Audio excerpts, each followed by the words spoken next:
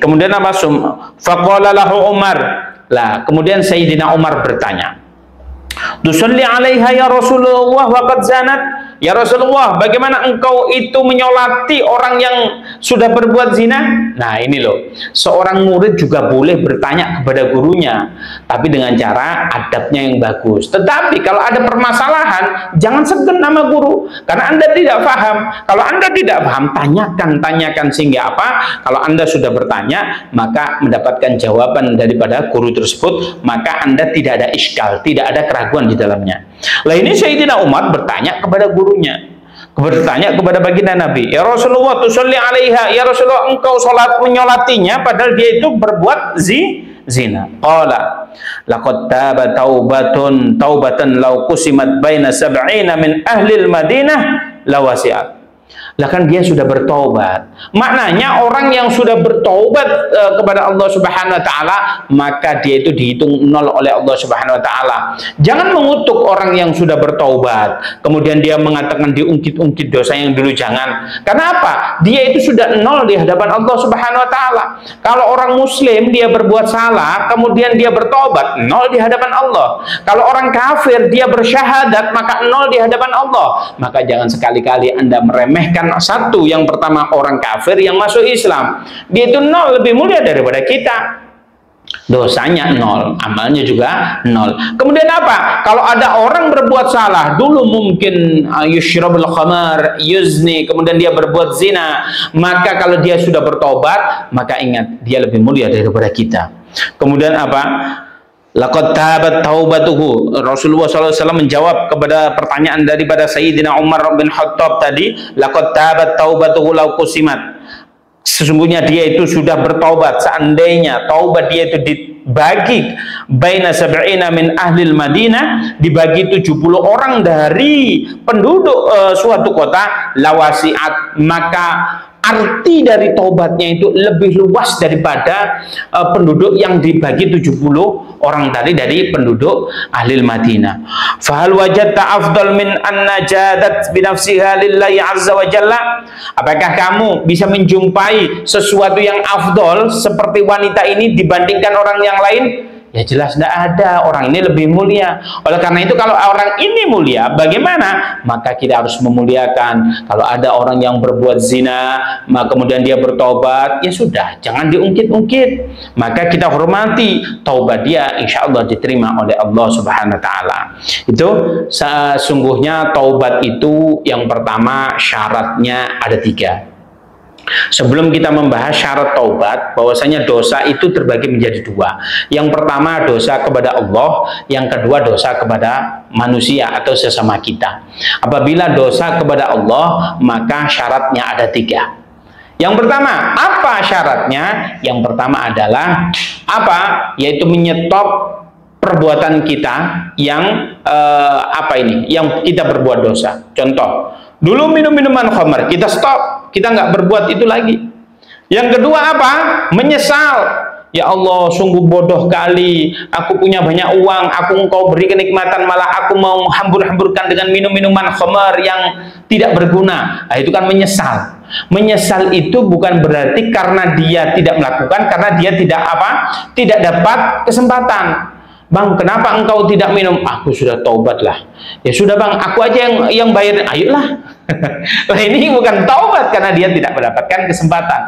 Yang pertama menyesal, yang kedua yang pertama menyetop, yang kedua menyesal, yang ketiga adalah berjanji tidak akan mengulangi. Ya Allah, mohon maaf, ampuni dosa hambamu atas kebodohan diriku.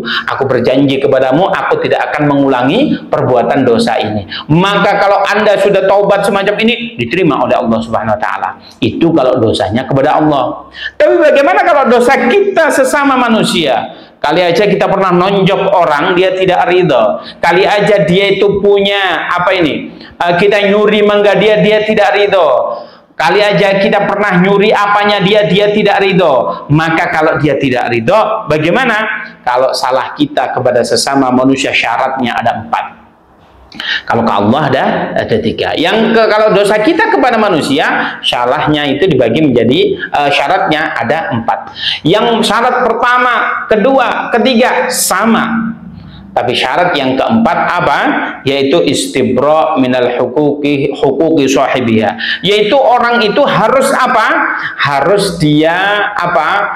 Meminta maaf atas siapa yang pernah ia zalimi. Seandainya dia pernah hutang nggak bayar, ya nggak ada, sudah taubat pemutihan utang nggak ada, antum harus bayar, jenengan harus bayar itu utangnya. Kalau jenengan pernah apa nonjok dia, ya minta maaf. Bahkan kalau nonjok itu, kalau seseorang pernah nonjok anda apa minta maaf, syaratnya itu harus ditonjok balik, dia baru memaafkan. Ya udah silahkan tonjok aja, harus begitu. Kenapa? Kita harus minta maaf dan dia ridhonya. Kecuali kita sudah minta maaf berkali-kali dia tidak mau menggubrisnya, wallahu a'lam bishawab, kita serahkan kepada Allah. Yang penting kita sudah menjalankan. Sudah maaf sekali, sudah maaf 2 kali, sudah maaf 3 kali. Salahnya apa? Nyuri mangga. Nah, dia minta gantinya apa? Mangga beserta tanahnya 1 hektar. Ya nggak bisa, yang kita curi mangganya kok mintanya ganti ruginya apa? Mangga beserta tanahnya 1 hektar. Maka ini tidak boleh. Oleh karena itu, kalau kita sudah bertobat, fa insyaallah diterima oleh Allah. Maka kata baginda Nabi Muhammad SAW, seandainya kita pernah berbuat apapun itu, kalau kita sudah taubat, maka kita diterima oleh Allah Subhanahu wa taala. Tetapi pada dasarnya orang yang bertaubat itu tidak akan diterima oleh Allah Subhanahu wa taala atas 3 keadaan. Yang pertama, keadaannya apa? Apabila terbitnya matahari dari barat. Yang sekarang dari timur, terbitnya dari barat. Maka kalau sudah kiamat, kita ngomong astagfirullahaladzim. Kata malaikat, telat, Anda nggak diterima taubat Anda. Itu yang pertama. Yang kedua, sampai kapan? Wusulur ruh ila gargara. Maka nyampainya ruh di tenggorokan kita. Kita sudah mau dicabut, malaikat sudah dicabut ini. Nyampe sini sudah kita terasa, astagfirullahaladzim, asyhadu an la ilaha illallah. Udah bro, nggak diterima tobat Anda. Mau sampai berzikir model apa, nggak diterima oleh Allah Subhanahu. Yang ketiga adalah kullu ummati mu'afi illal mujahirun. Setiap umatku akan diampuni dosanya kecuali apa? Orang yang mujahirun, orang yang nyata-nyata bangga atas dosanya, maka tidak akan diterima oleh Allah Subhanahu wa taala. Maka kalau sudah begini, ayo kita taubat. Fa insyaallah kita akan mulia di hadapan Allah Subhanahu wa taala. Sungguhnya orang yang berbuat taubat di hadapan Allah Subhanahu wa taala akan dipermudah oleh Allah Subhanahu wa taala. Saya ingin bercerita sedikit. Dulu abah saya pada saat berangkat haji. Kemudian tatkala pulang haji, beliau itu di Jeddah. Kemudian mau pulang, transitnya kebetulan di Singapura pada saat itu. Kemudian apa? Tatkala di Jeddah ada orang kalau nunggu pesawat gitu ngobrol begitu ya. Kemudian ada anak muda bertanya, "Pak, Bapak dari mana?" "Dari Jawa Timur." "Jawa Timurnya mana, Pak?" "Oh, dari Malang." "Oh iya, Pak, saya ini mau datang ke Malang insya Allah habis hajian ini." "Oh iya, Malang mana?" "Singosari." "Oh, rumah saya juga Singosari." "Masya Allah, ada perlu apa?" "Iya, Pak, saya dulu itu pernah KKN, kuliah kerja nyata begitu ya." "Di mana?" "Di BLK Wonojati Singosari." "Oh begitu." "Iya." "Oh, kenapa mau ke sana?" "Iya, dulu itu saya itu di situ ada orang memiliki pohon durian, Pak. Setiap pagi orangnya belum datang, saya ambilin itu duriannya, saya makan sama teman-teman saya. Berhari-hari kerjaannya saya begitu. Saya taubat, Pak, mau minta maaf ke orangnya, mau minta ridhonya. Kalau beliau minta ganti, mau saya ganti." Kemudian apa? Kata abah saya, "Oh begitu. Itu duriannya itu di pinggir sungai ya?" "Oh iya, Pak. Oh, duriannya, sungainya belok begini di pojoknya." "Iya, Pak, betul." "Bapak kok tahu?" "Iya, itu di kampung Morotanjak bukan?" "Iya, betul, Pak." "Oh iya, Bapak kok tahu?" "Betul." "Iya, satu-satunya orang yang memiliki durian di Morotanjak di samping sungai itu adalah saya. Belakangnya itu BLK Wonojati." Masya Allah, orang yang ingin bertobat, tadinya dia mau datang ke Malang untuk minta maaf, maka ditemukan oleh Allah di Jeddah. Maka orangnya dari Jeddah sampai Singapura minta maaf terus, itu kerjanya. Masya Allah, kalau kita ingin bertobat, niat saja, maka dimudahkan oleh Allah Subhanahu wa taala. Maka ayo bertobat. Ada cerita lagi, orang yang ingin bertobat itu akan dikasih kemudahan oleh Allah dan dikasih reward oleh Allah Subhanahu wa taala. Suatu ketika ada seseorang di mana dia itu seseorang ini ingin bertobat. Kemudian dia berkata kepadanya, aku sesungguhnya ingin bertobat. Kalau kamu bertobat harus punya guru. Gimana caranya? Oh iya, carikanlah aku guru. Ya oke, Anda ku ajak ke guru saya. Kemudian apa? Gurunya datang. Dua orang tersebut mendatangi gurunya tersebut. Assalamualaikum, waalaikumsalam, Mbak Kiai, aku ingin bertobat kepada Allah Subhanahu Wa Taala atas dosa-dosaku dulu. Aku ingin belajar agama kepada engkau. Aku ingin ikut kepada engkau. Apa jawaban gurunya? Alhamdulillah, kalau ingin engkau bertobat, insya Allah diridhai oleh Allah Subhanahu Wa Taala. Jangan sampai Anda mengulangi lagi. Iya, ya wahai guru. Kemudian apa? Tetapi kalau kamu ikut aku, ini akan bermasalah. Saya ini orangnya biasa saja. Untuk menghidupi, mengcover kebutuhan saya saja, ini tidak cukup. Bagaimana kalau kamu ikut aku?